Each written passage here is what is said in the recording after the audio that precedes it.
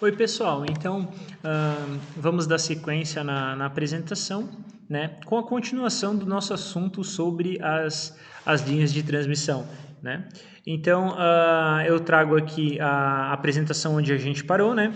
Nós paramos aqui neste mapa com as principais linhas de transmissão, né, as maiores do nosso país. Ou seja, você pode imaginar assim, mas professor, eu não estou vendo uma linha de transmissão ali que tem, ou eu não tô vendo energia ali no Iapoc e tal, o que está acontecendo? Esse mapa, pessoal, ele é um mapa que mostra só os grandes sistemas, né? Então o mínimo é 138 volts. A gente tem muita linha, mas muita linha de energia, de transmissão de energia e distribuição de 69 mil. Então o sistema é bem maior que isso, né? Vamos dizer assim, essa imagem ela retrata vamos dizer assim, o que é mais importante, né? O que tem a maior tensão, né, em relação ao sistema elétrico. Então vamos dar sequência na nossa apresentação. A gente já havia falado sobre isso. Olha só, pessoal, para vocês terem ideia do tamanho do nosso sistema de transmissão, eu apresento isso, eu estou ajeitando aqui a posição para ficar um pouco mais fácil de eu falar com vocês. A gente tem o nosso sistema de transmissão, né, sendo colocado em cima da Alemanha. Isso é uma imagem assim bem importante, por quê? Porque o nosso sistema é extremamente grande, né? Por quê? Por causa das nossas características territoriais, né? O Brasil é um país grande, assim como os Estados Unidos tem um sistema grande, China tem um sistema grande também, Rússia. Então, esses países grandes têm sistemas consideravelmente grandes. E isso é um desafio muito grande em relação à transmissão de energia elétrica, né? Então, a gente tem aí uma imagem do nosso sistema e percebam que o nosso sistema praticamente pega toda a Europa Ocidental, né? Claro, o país ele é mais vertical e a Europa é mais horizontal, então ele tem um rotate ali de 90 graus, né? Só para ficar mais alinhado. Então, é para vocês terem ideia do tamanho do nosso sistema. Então, em verde, até para a gente ter uma ideia, né? Não só do tamanho do país também, né? O nosso país é praticamente a Europa inteira, né? Em território. Então, olha só, o que está em verde ali são os locais no Brasil. O que está em branco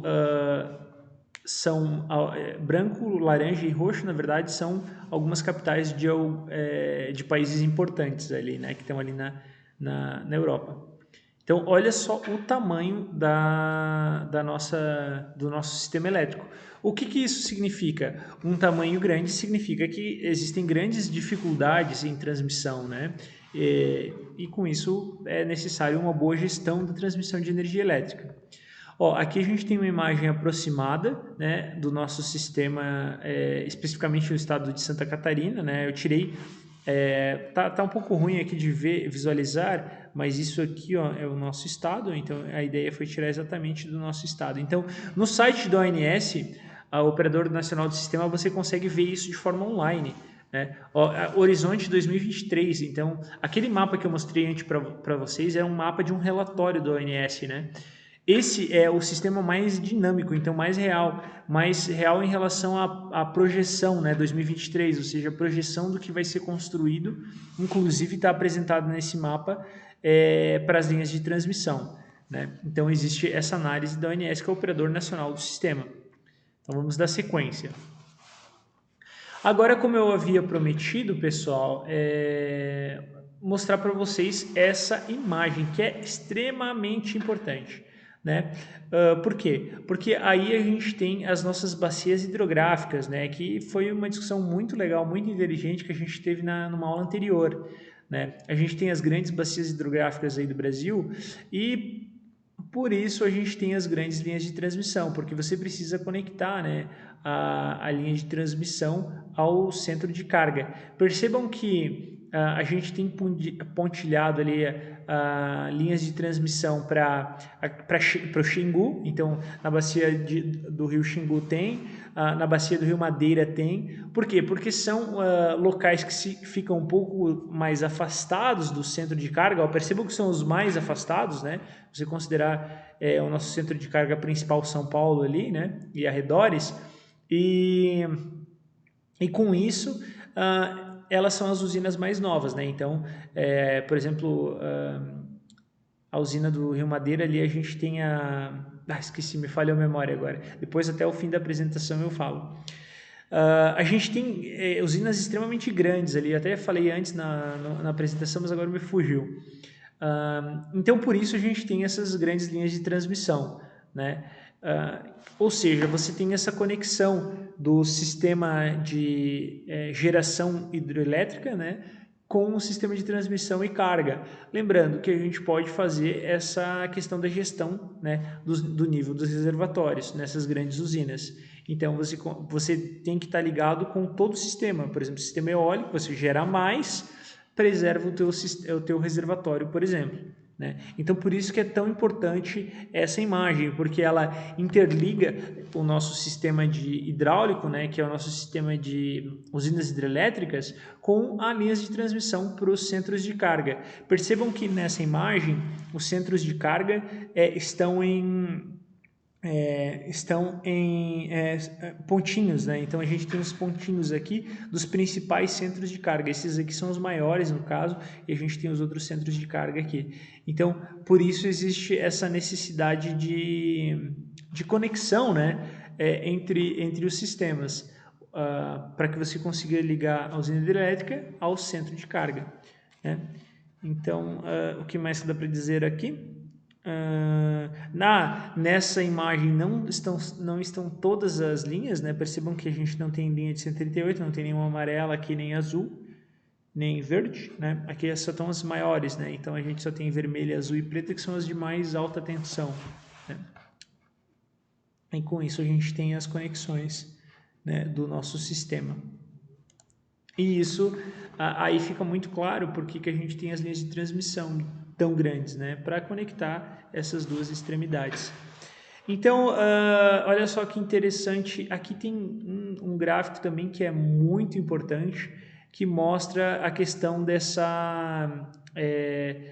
da evolução, né, das usinas, da potência instalada das usinas em relação ao tempo. Olha ali, hidrelétricas, né, considerando o dia 31 de dezembro, em relação aos anos. Olha a projeção que a gente tem para 2022, que interessante. Né? Tínhamos 93, depois 95. Em 2019 tivemos grandes usinas sendo startadas, chegamos a 100 megawatts, que é uma coisa consideravelmente grande, né? Se a gente considera que nossos sistemas tem 140 megawatts, 100 megawatts de usinas hidrelétricas é muita coisa. Bom, tá ali, né? 62%. E percebam que ela vai reduzindo, né? Depois de 2020, a quantidade de novas usinas hidrelétricas. Por que vai reduzindo? Porque não se constrói mais tantas usinas hidrelétricas? Porque para você construir uma usina hidrelétrica, você tem que ter características específicas de relevo, né? Questão de diferença de nível, questão de volume de água passando no rio, uma constância, se faz uma análise dos últimos 100 anos para avaliar se esse rio tem um bom fluxo e uma boa continuidade. A mesma análise é feita para energia eólica, né? Porque não adianta você falar assim, aqui nessa praia venta muito, mas às vezes venta só um mês, só no verão, ou venta só durante mais final da tarde, quando está próximo a chover. Então, não é só a quantidade que passa num certo período, é também a média. A média é super importante. E falando nisso, a gente volta no problema que eu até não falei no slide passado, na apresentação passada, que é aquela discussão que gerou da Itaipu com a Três Gargantas. Uma discussão muito inteligente. Eu gosto dessas discussões, porque elas dividem opiniões, né? Qual que é a maior usina hidrelétrica do mundo? É a Itaipu ou é a Três Gargantas? Se você for na Itaipu, o pessoal que estiver atendendo a Itaipu, é um lugar muito legal de conhecer, é uma obra faraônica, assim, realmente a quantidade de concreto, o tamanho das coisas lá é incrível. se tiverem oportunidade de fazer uma visita técnica, melhor, porque tem a visita turística, a visita técnica. A visita técnica você entra dentro da usina e consegue ver as máquinas, as turbinas mesmo, o mancal da turbina. Daí tem umas coisas interessantes. Eu vou falar sobre a Itaipu adiante, né? Só sobre a Itaipu. Qual que é maior, né? Voltando nessa discussão. Pessoal, a maior depende do ponto de vista. A maior pode ser a que gera mais num pequeno instante de tempo ou a que gera mais no ano, né? Para o sistema elétrico, a que gera mais no ano é melhor, porque não adianta você ter, sei lá, você ter não vou exagerar também, ter 20 gigas de geração durante um mês e durante o resto do mês a usina ficar desligada. Vale a pena isso? Não vale, por quê? Porque o investimento é muito alto, né? E é isso que, não um mês só, né? Mas é isso que acontece um pouco na Três Gargantas. Ela tem uma capacidade de geração muito grande, mas ela não gera tudo isso durante todo o ano. Por isso que essa discussão, né? Ou seja, ela não tem a mesma constância do que a usina Itaipu. A Itaipu hoje é uma das maiores gerações assim, de tudo, assim, né? Não tem usinas maiores que a Itaipu em relação à geração durante o ano. Aí eu falei, né, até um aluno comentou no chat, foi legal isso, ele falou assim, não, mas a Três Gargantas é maior, ela gera 20 e poucos, a Itaipu gera só 14, né, gigawatts, 14 gigawatts, considerando que o nosso sistema tem 140, é 10%, né, isso é muito. Então, meu Deus, a Três Gargantas é maior, etc, né? Então, assim, daí eu falei para ele, eu respondi assim, eu expliquei isso, né? Agora eu estou dividindo com vocês porque eu acho que essa discussão é legal. Eu falei para ele, um assunto fácil de conversar é carro, né? Qual que é o carro que você considera melhor? Qual que é o melhor carro? É o carro que te leva mais longe ou o carro mais rápido, né? Qual que é o melhor? Aí é a mesma discussão da Itaipu e da Três Gargantas. Qual que é melhor? A que gera mais por um curto período de tempo ou a que gera mais de forma média? A resposta dele foi bem legal, que ele falou, depende do que a gente está falando do carro, né? Então a mesma coisa para a usina hidrelétrica. Então vamos continuar aqui na nossa tabela, que essa tabela é extremamente interessante. Por quê? Porque ela mostra que a geração hidroelétrica ela está aumentando, né? Cada vez é natural que as usinas são construídas para durar no mínimo 50 anos, né? Geralmente a concessão é 50 anos.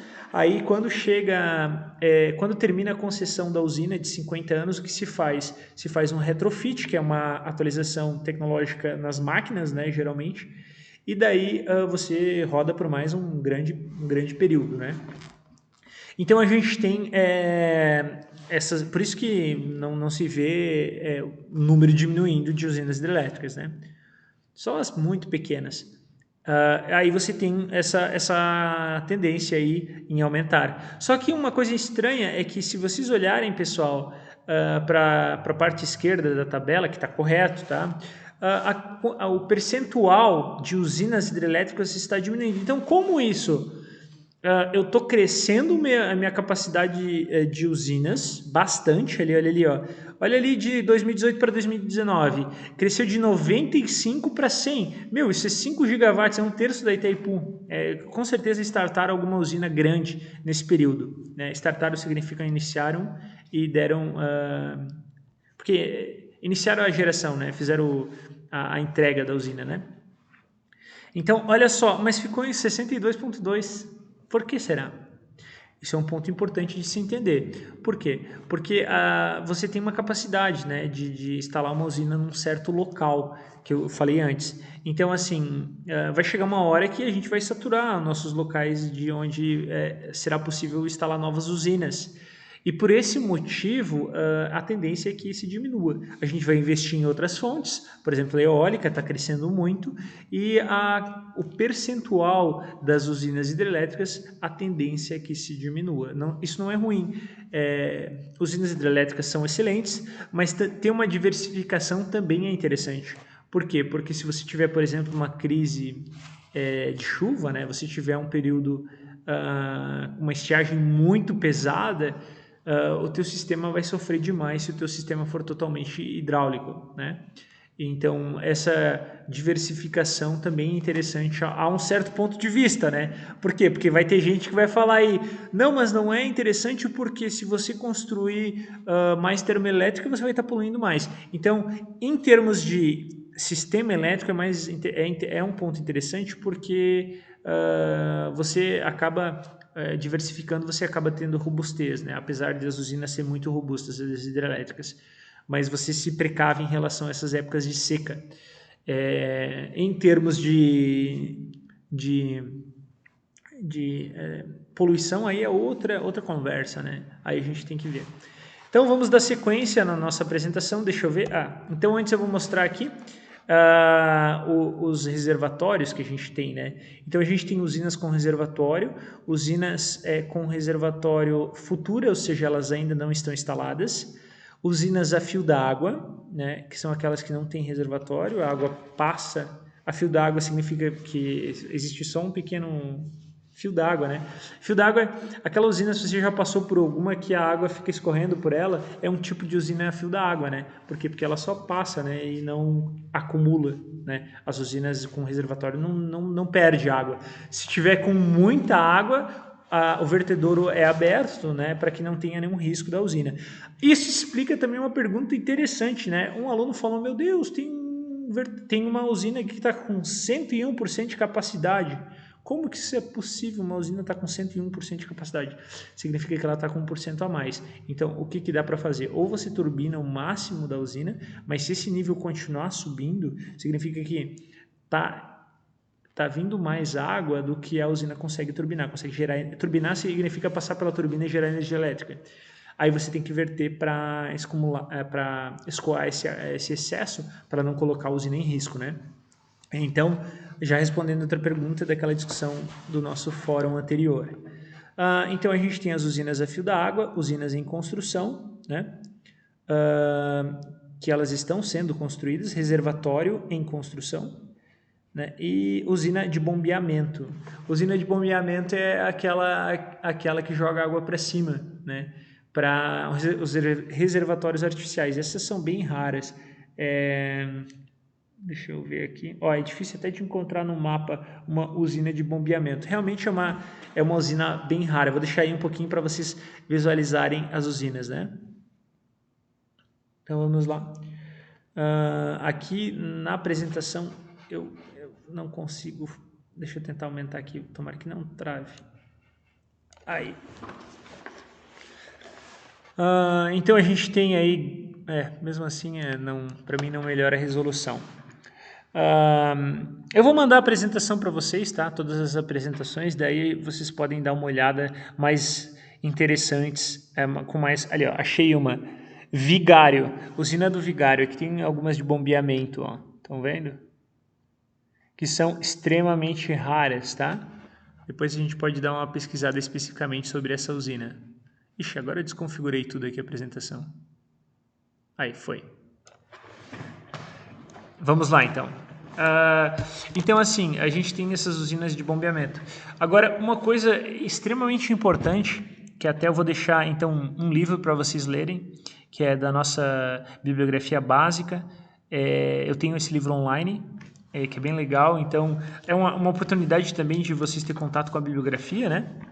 Eu vou mandar no e-mail para vocês, que é Os Desafios da Gestão, né, das Usinas Hidrelétricas. É um livro que eu sou coautor. Por que esse livro é importante? Qual que é o desafio, pessoal? Olha só, percebam que as usinas ali, elas estão em série, né? Ou seja, uma usina depois da outra. Qual que é o grande problema nisso? Se você corta a água, vamos falar, né?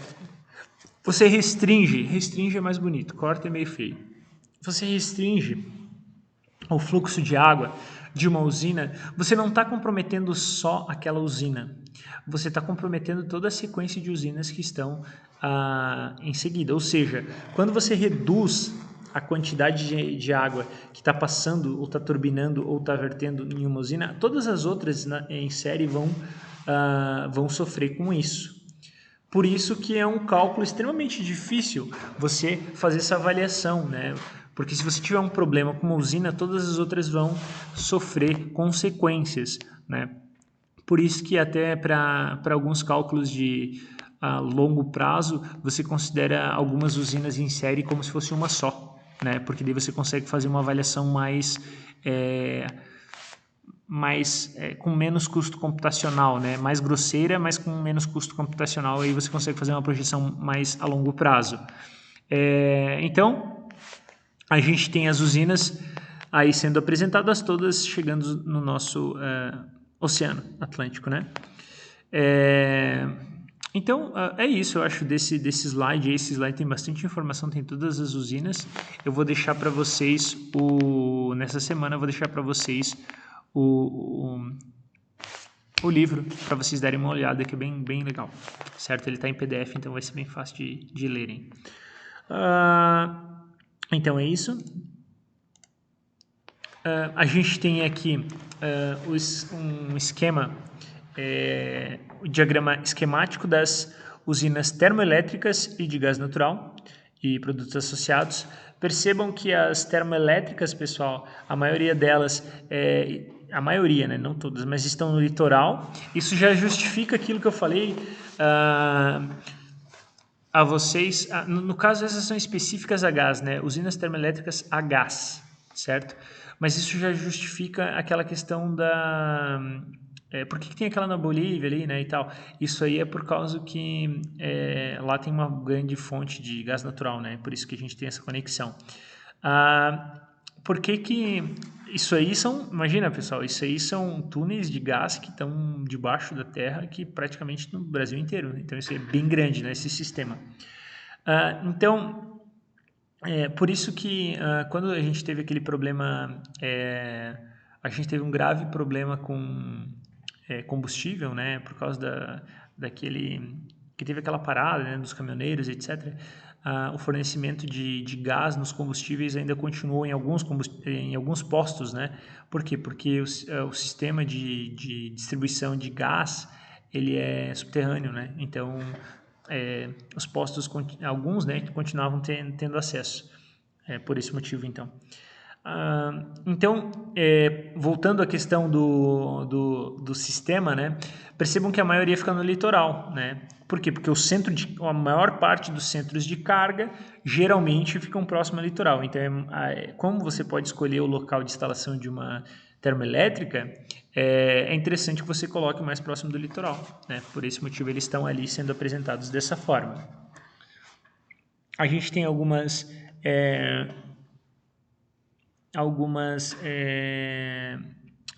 descrições ali. Então, a gente tem as usinas termoelétricas futuras em verde, usinas termoelétricas em vermelho, né, que tem algumas, ó, as termoelétricas, né, que tem as verdes, né, que eu falei, as termoelétricas a gás em vermelho, existentes. A gente tem o que está em preto aqui, né, esse fiozinho preto é o gasoduto existente. O gasoduto futuro eu não consegui visualizar nenhum, mas deve ter algum pedacinho aqui em algum lugar, pequeno, né? Eles estão construindo um grande gasoduto aqui para ligar a região aqui. Hoje eu estou em Lages, eles estão construindo um gasoduto que vem de Blumenau para alimentar a nossa região aqui. Mas daí são os menores aqui, então essa aqui eles estão fazendo uma derivação como se fosse essa aqui, né? Essa aqui para o oeste, então aqui eles estão fazendo também, estão construindo isso. Quem passar na BR-470 vai perceber que existe uma grande força de trabalho ali para ampliação do sistema, né? Então no nosso estado também existe isso. E a quantidade de máquinas é incrível, assim. Você passa, tipo, 10 máquinas, 10 tratores daqueles gigantes, né? Trator não, reta escavadeira, né? Trator é diferente, eu acho. Trator é diferente, trator não tem a reta escavadeira. Então, vamos dar sequência, né, na apresentação. Então, falando sobre quem é o que, né? O que realmente é importante para nós, quais são os agentes, a gente chama de agentes. Quais são os agentes do setor elétrico, né? Que são, vamos dizer assim, os responsáveis pelos setores do setor elétrico. A gente tem a ANEEL, a gente, agora falei demais, né? Nós temos a ANEEL, que é a Agência Nacional de Energia Elétrica. A ANEEL ela tem a atribuição formulação de políticas e diretrizes de energia que assegurem o suprimento e insumos energéticos a todas as áreas do país, incluindo as de difícil acesso. O que significa? Significa que quando vocês têm alguma falta de energia, a concessionária ela tem a concessão da rede, né? No caso aqui de Santa Catarina, a maior parte da Celesc. Se houver um desligamento da rede, existem dois indicadores principalmente que medem por quanto tempo e quantas vezes isso ocorreu ao longo do ano. Quando isso ocorre com muita frequência, a Celesc ela acaba, ou seja, a concessionária, né, depende de onde você estiver, ela acaba sendo penalizada e perdendo parte da concessão.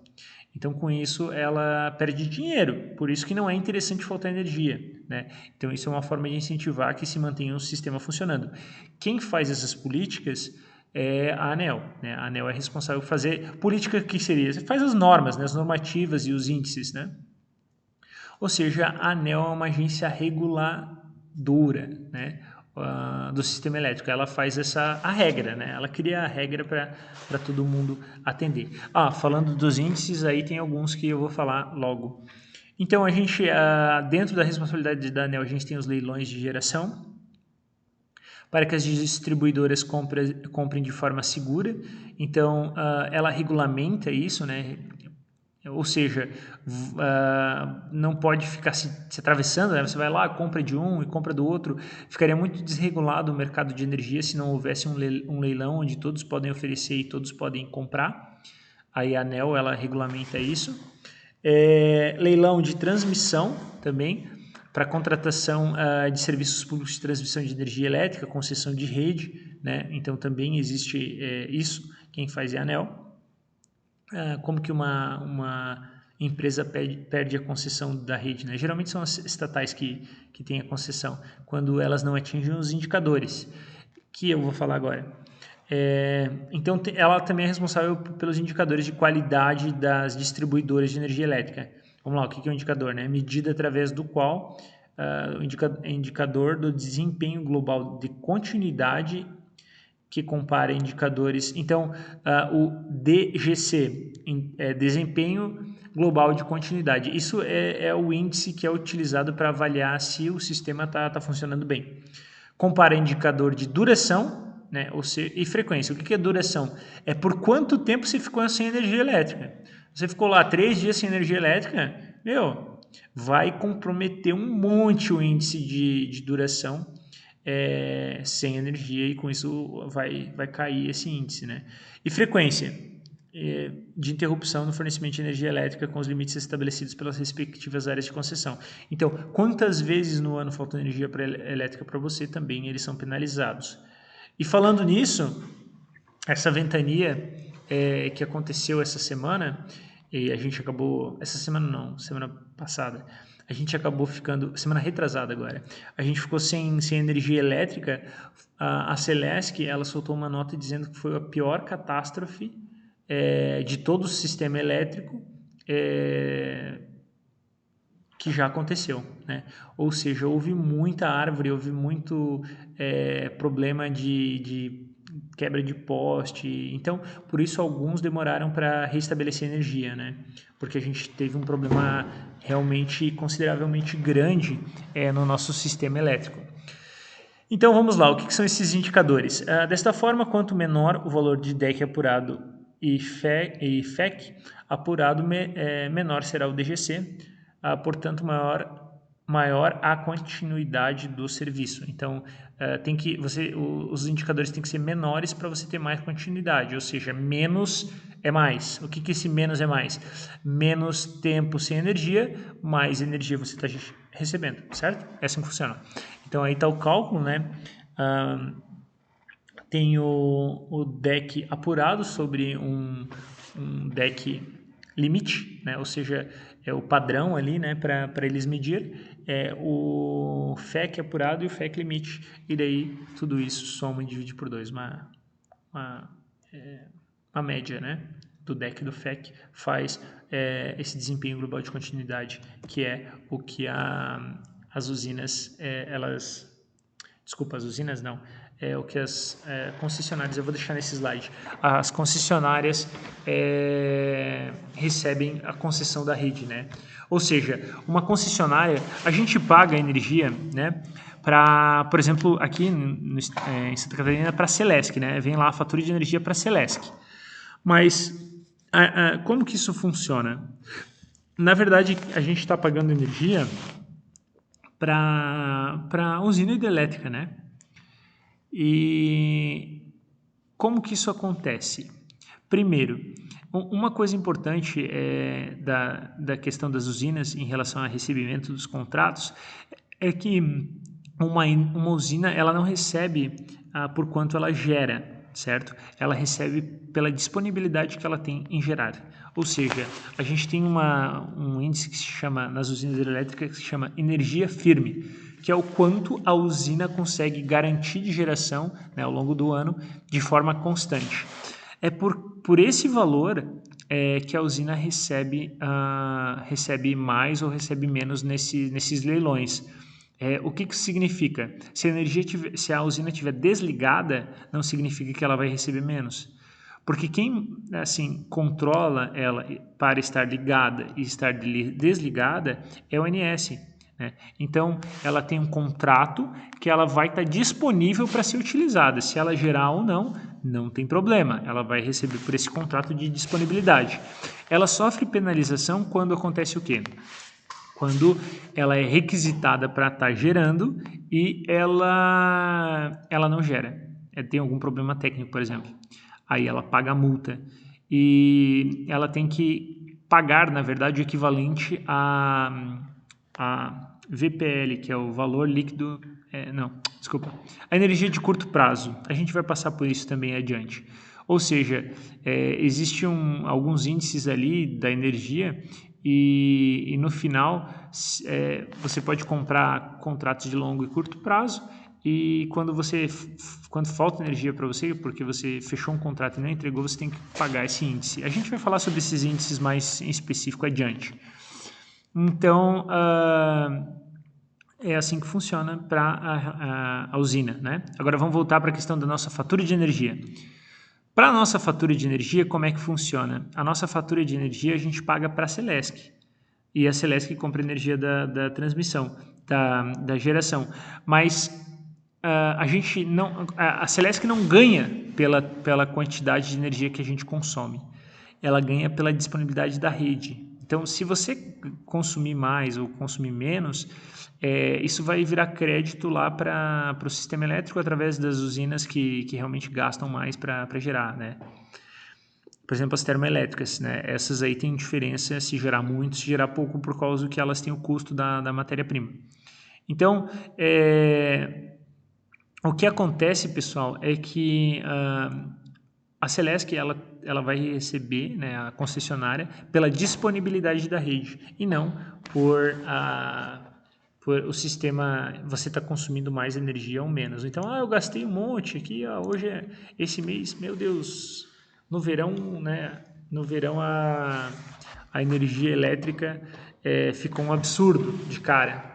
Mas a Celesc, para ela não vai estar fazendo diferença esse valor, porque ela recebe, né, pela disponibilidade da rede, por causa desses indicadores aí que eu expliquei. Bom, então é isso por hoje. Eu vou mandar para vocês por e-mail o livro para vocês darem uma olhadinha. Beleza? Um abraço. Boa semana.